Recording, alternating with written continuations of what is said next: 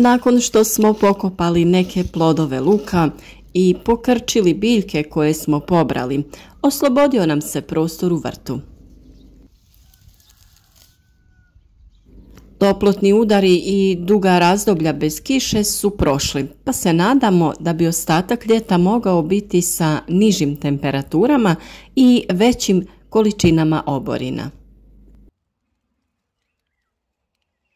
To će dobro doći lubenici i drugom povrću da se plodovi još bolje razviju. A kao što ste mogli vidjeti na kanalu, već smo uveliko krenuli sa pripremom zimnice, jer su paprike, paradajz, mrkva i drugo povrće odavno zreli. Neke od videa vezanih za pripremu zimnice smo već pokazali, a neki su u pripremi i biti će ih dosta do kraja godine. Zato ako već niste, zapratite naš kanal i klikom na zvonce dozvolite obavijesti svaki put kada objavimo novi video. Vjerujemo da naši savjeti mogu dobro doći svima koji se bave proizvodnjom voća i povrća, a pored toga ispod svakog videa možemo malo prodiskutirati na određenu temu. Zato pišite nam i rado ćemo odgovoriti na sve vaše komentare.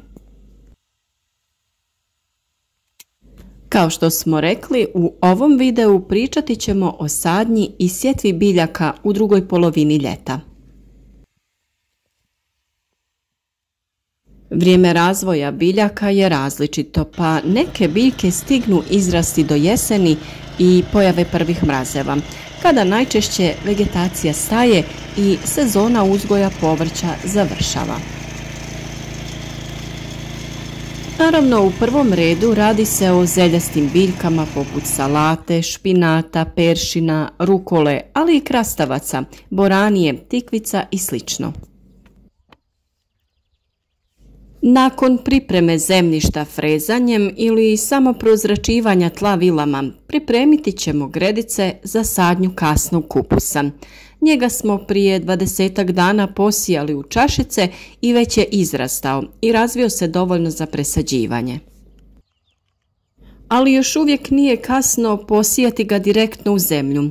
Ipak, ako imate u blizini nekog ko se bavi uzgojem rasada, nabavite nekoliko komada i do kraja jeseni imati ćete lijepe glavice kupusa. Kod ovakvih sadnica korijen je dobro razvijen i biljke će se jako brzo nastaviti razvijati. A da bi spriječili mogući nedostatak vlage u tlu, može se koristiti malčiranje tla prirodnim materijalima ili umjetnim poput PVC folije. Mi smo foliju pripremili za sadnju jagoda, tikvica, krastavaca i kupusa. Nešto stajskog đubriva i dovoljno vlage trebali bi omogućiti razvoj kupusa kako bi u jesen imali fine glavice za kiseljenje. Naravno da se jako radujemo i tim plodovima. Prije nego spomenemo i drugo povrće koje ćemo sijati, reći ćemo nešto i o ukrasnom bilju koje je također dio našeg vrta, a radi se o lavandi i ružmarinu.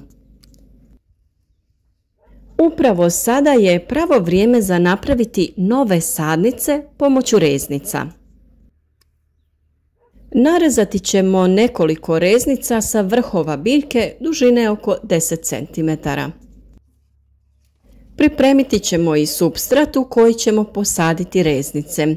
U donjem dijelu reznice skinuti ćemo nekoliko listova, te nakon što ih navlažimo, u tom dijelu ćemo nanijeti hormon u prahu. Taj hormon je namijenjen za užiljavanje lavande. Kompletan video o stvaranju novih sadnica možete pronaći na našem kanalu, a isti postupak može se primijeniti i kod ružmarina.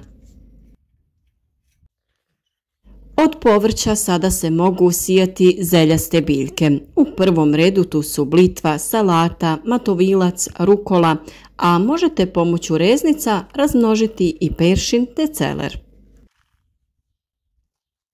Sjetvu ovih biljaka radimo plitko da bi se što prije probile iz zemlje.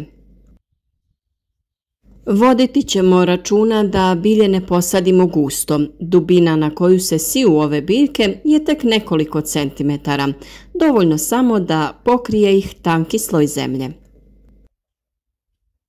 Osim toga, posaditi ćemo već pripremljene sadnice tikvice, iako ne bi puno zaostali da ih i sad posijemo direktno u zemlju.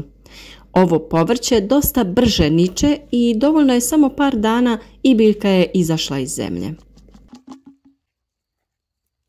Već smo spomenuli u našem prošlom videu da i krastavac sada možete posijati.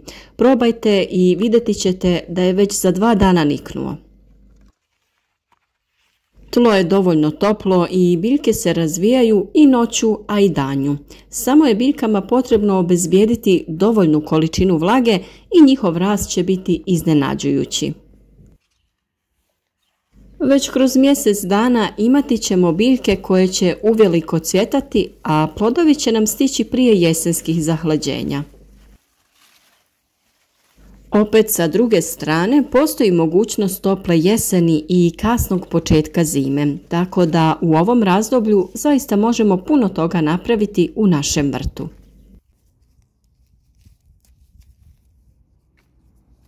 Pored povrća, sada je pravo vrijeme da uredimo postojeće ili posadimo nove jagode.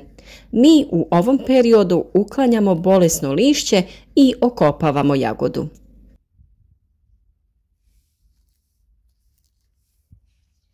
A ljeto je također najbolji trenutak za sadnju novih jagoda.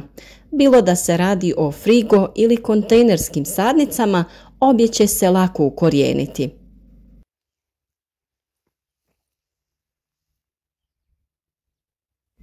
Mi koristimo kontejnerske sadnice sorte Kleri i mjesečarke koje rađaju više puta u godini.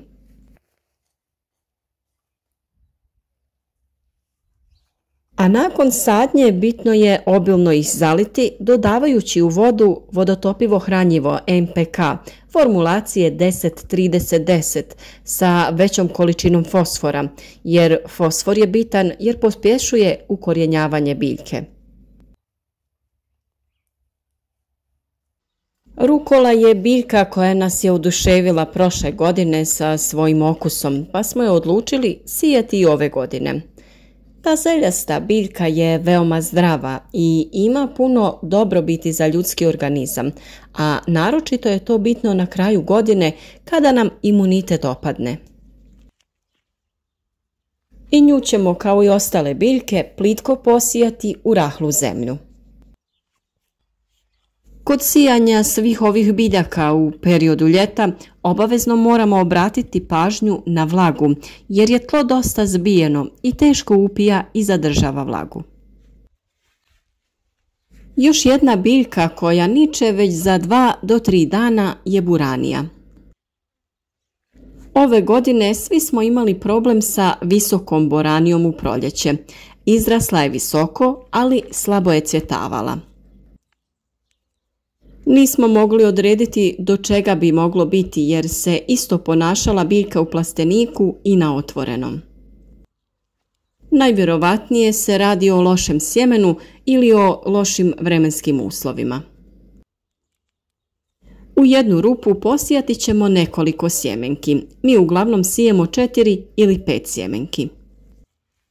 A već nakon nekoliko dana biljke će izniknuti, pa treba pripaziti na pokoricu koja se stvara pri zalijevanju.